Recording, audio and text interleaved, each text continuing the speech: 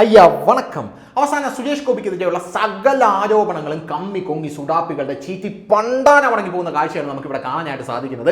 കഴിഞ്ഞ ദിവസവും അത്തരത്തിലുള്ള ഒരു ആരോപണമാണ് സുരേഷ് ഗോപിക്കെതിരെയുള്ള ചീറ്റി പണ്ടാനമടങ്ങി പോയത്. പക്ഷേ സുരേഷ് ഗോപി ഇതിലെടുത്ത നിലപാടാണ് നമ്മൾ ഇന്നിവിടെ ചർച്ചാ വിഷയമാക്കാൻ പോകുന്നത്. നിങ്ങളൊരു കാര്യം ആലോചിച്ച് നോക്കണം. സുരേഷ് ഗോപിക്കെതിരെ വന്ന ആരോപണം എന്തായിരുന്നു? സുരേഷ് ഗോപി കലാമണ്ഡലം ഗോപി എന്ന് പറയുന്ന അതുല്യ പ്രതിഭയ്ക്ക് പത്മ അവാർഡ് മേടിച്ചു തരാമെന്ന് പറഞ്ഞ് കൈക്കൂലി പോലെയാണ് അത് ചോദിച്ചത് എന്നുള്ള രീതിയിലായിരുന്നു കമ്മി കൂട്ടങ്ങൾ ഇവിടെ പ്രചരിപ്പിച്ചുകൊണ്ടിരുന്നത്. പക്ഷേ കലാമണ്ഡലം ഗോപി ആശാൻ തിരിച്ചു വന്ന് പറഞ്ഞ എന്താണ്? സുരേഷ് ഗോപി അല്ല, ഞാനാണ് സുരേഷ് ഗോപിയോട് ചോദിച്ചത്. അങ്ങേ മോദിയൊക്കെ ആയിട്ട് വലിയ രീതിയിലുള്ള ബന്ധമുള്ള ആളാണല്ലോ, അപ്പോൾ ഒരു പത്മ അവാർഡ് എനിക്ക് വാങ്ങിച്ചു തരാൻ വല്ല വകുപ്പും ഉണ്ടോ എന്ന് കലാമണ്ഡലം ഗോപിയാണ് ചോദിച്ചത്. സുരേഷ് ഗോപിക്ക് ഈ ആരോപണം വന്ന സമയത്ത് വേണമെങ്കിൽ പറയാമായിരുന്നു, ഞാനത് ചോദിച്ചിട്ടില്ല, കലാമണ്ഡലം ഗോപി ആശാനാണ് ഇത് എന്നോട് ചോദിച്ചത് എന്ന് സുരേഷ് ഗോപിക്ക് പറയാമായിരുന്നു. പക്ഷെ ആ മനുഷ്യൻ അത് പറഞ്ഞില്ല. അതാണ് സുരേഷ് ഗോപിയുടെ ക്വാളിറ്റി എന്ന് പറയുന്നത്. അതാണ് ആ മനുഷ്യൻ്റെ ക്വാളിറ്റി എന്ന് പറയുന്നത്. സുരേഷ് ഗോപി അത് പറഞ്ഞില്ല എന്ന് മാത്രമല്ല, കലാമണ്ഡലം ഗോപി ആശാൻ എനിക്ക് ഗുരുതുല്യനെ പോലെയാണെന്നും കലാമണ്ഡലം ഗോപി ആശാനെ കൊണ്ട് അടുത്തു പോകാൻ സാധിച്ചില്ലെങ്കിൽ ഞാൻ ആ കലാമണ്ഡലം ഗോപി ആശാന് കൊടുക്കാനുള്ള ദക്ഷിണ ഗുരുവായൂരപ്പന് സമർപ്പിച്ചോളാം എന്നുമാണ് സുരേഷ് ഗോപി പറഞ്ഞത്. അതാണ് ആ മനുഷ്യൻ്റെ ക്വാളിറ്റി എന്ന് പറയുന്നത്. കലാമണ്ഡലം ഗോപി ആശാൻ അത് പറഞ്ഞില്ല എന്നെങ്കിൽ ഇത് നാട്ടുകാരും അറിയില്ലായിരുന്നു. ഈ കളങ്കം സുരേഷ് ഗോപിയുടെ മേൽ സുരേഷ് ഗോപി മരിക്കുന്നത് വരെ കമ്മികൾ ഇങ്ങനെ വ്യാപകമായി പ്രചരിപ്പിച്ചുകൊണ്ട് നടക്കുമായിരുന്നു എന്നുള്ളതാണ് വേറൊരു കാര്യം. ഇതൊക്കെ കേൾക്കുമ്പോഴാണ് നമ്മുടെ നരസിംഹത്തിലും മമ്മൂട്ടി പറയുന്ന ഡയലോഗ് ഓർമ്മ വരുന്നത്. സത്യം എന്ന് പറയുന്നത് സൂര്യനെ പോലെയാണ്, എത്രയൊക്കെ നമ്മൾ കഷ്ടപ്പെട്ടാലും അത് ഉദിച്ചുയരുക തന്നെ ചെയ്യും എന്ന് മമ്മൂട്ടിയുടെ ഡയലോഗ് നമുക്ക് അപ്പോഴാണ് ഓർമ്മ വരുന്നത്. സുരേഷ് ഗോപിയുടെ പോസ്റ്ററുകളിൽ തൃശ്ശൂർ മുഴുവൻ വ്യാപകമായിട്ട് കമ്മിക്കുട്ടന്മാർ കീറിപ്പറിക്കുകയാണ്. ഞാൻ നേരത്തെ പറഞ്ഞത് തന്നെ, ഒന്നും കിട്ടിയില്ലെങ്കിൽ തുപ്പി തോൽപ്പിക്കുക എന്നുള്ളത് മാത്രമേ യൗമാരെ കൊണ്ട് നടക്കുകയുള്ളൂ. അത്തരത്തിലുള്ള ദൃശ്യമാണിത്.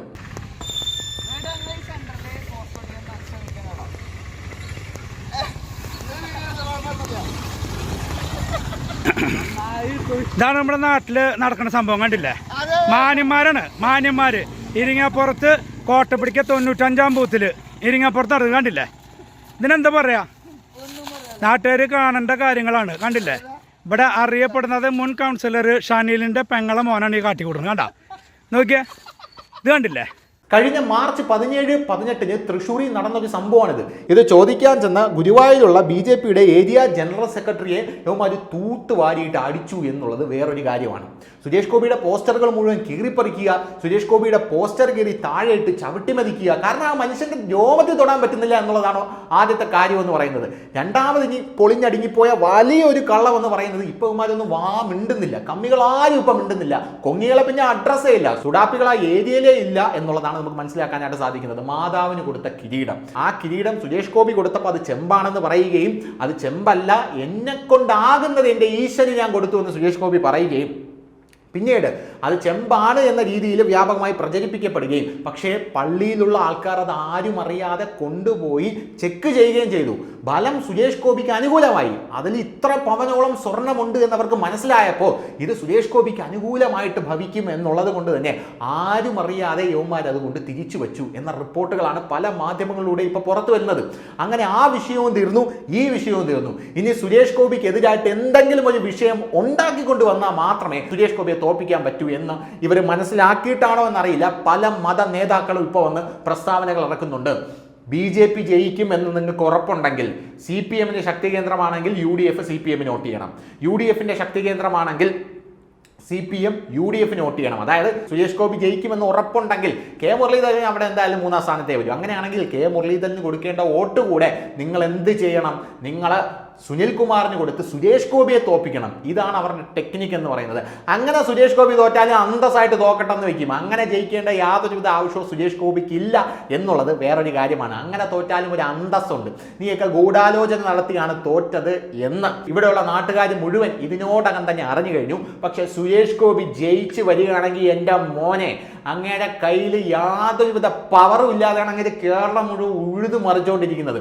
അങ്ങേരെങ്ങാനും ജയിച്ചൊരു കേന്ദ്രമന്ത്രിയായിട്ട് വന്ന് കഴിഞ്ഞാൽ കേരളത്തിൽ തൃശ്ശൂർ മാത്രമല്ല, അങ്ങ് കാസർഗോഡ് മുതൽ ഇങ്ങ് തിരുവനന്തപുരം പാറശാല വരെ അങ്ങേര് ഉഴുതു മറിക്കും എന്നുള്ള കാര്യത്തിൽ യാതൊരുവിധ സംശയവും എന്തായിരുന്നാലും എനിക്കില്ല. അത് നടക്കുക തന്നെ ചെയ്യും.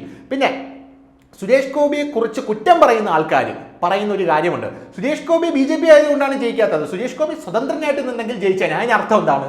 സുരേഷ് ഗോപി ഒരു നല്ല മനുഷ്യനാണ് എന്നാണ്. കൊടി കെട്ടിയ സുഡാപ്പികൾ പോലും പറയുന്നത് ഇതാണ്, സ്വതന്ത്രനായിട്ട് നിൽക്കൂ, നമ്മൾ ജയിപ്പിച്ചു വിടാണ്.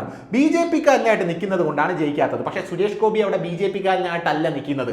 സുരേഷ് ഗോപി അവിടെ സുരേഷ് ഗോപി എന്ന് പറയുന്ന ബ്രാൻഡായിട്ടാണ് നിൽക്കുന്നത് എന്ന് നിങ്ങൾ മനസ്സിലാക്കണം. അപ്പം ഞാൻ പറഞ്ഞു വന്നത്, കഴിഞ്ഞ ദിവസത്തെ കലാമണ്ഡലം ഗോപി ആശാന്റെ തേഞ്ഞു പോയ കഥ, ചിറകൊടിഞ്ഞ കിനാവുകൾ കമ്മികളുടെ. എങ്ങനെയാണ് ഗോപി ആശാൻ അത് പറഞ്ഞില്ലായിരുന്നുവെങ്കിൽ സുരേഷ് ഗോപിയുടെ മേൽ ഈ പാതകം നിങ്ങൾ ഒരു മുൾക്കിരീടം പോലെ എടുത്ത് ചാർത്തി വെച്ച് കൊടുത്തേനെ.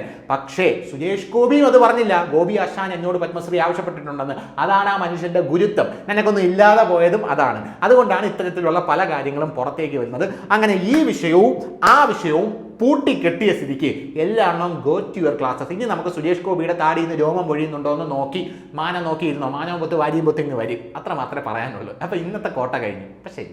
കൂടുതൽ വാർത്തകളും വിശേഷങ്ങളും നിങ്ങളിലേക്ക് എത്താൻ ABC മലയാളം സബ്സ്ക്രൈബ് ചെയ്യുക, ബെൽ ബട്ടണും അമർത്തുക.